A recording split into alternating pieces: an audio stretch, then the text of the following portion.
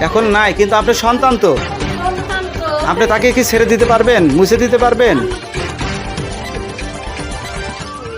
শুনি নাই। মামলা হয়েছে এটা তো জানে। হ্যাঁ, মামলার কোর্টে থেকে কাগজ হ্যাঁ, দিয়েছে।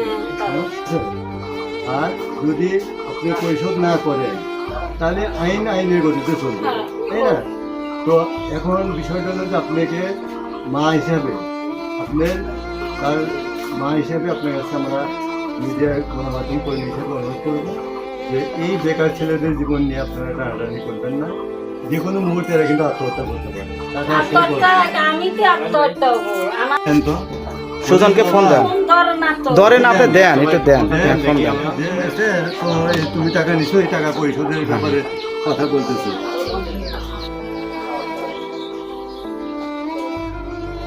ওর নাম্বার বন্ধু। আচ্ছা, সুজনকে দেন আপনি। সুজন না, অর্জুনা নাই, অর্জুনা। বলে আমরা জানি না। আপনি সুজনের নাম্বারটা আমরা বের করে দেই, দেন। দেন একটু দেন, আমরা বের করে দেই। ক্যামেরার সামনে নিয়ে এসো।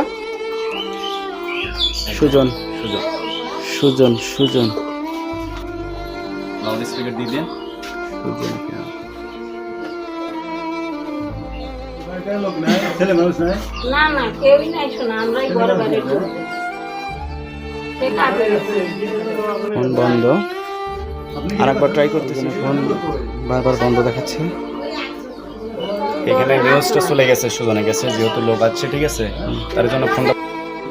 আসলে মানে এটা কি বলবো বলেন, আমার খাওয়ার আর কিছু নাই।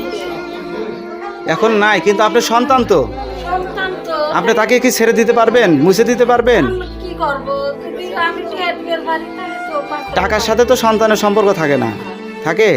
টাকার সাথে কি সন্তানের সম্পর্ক থাকে?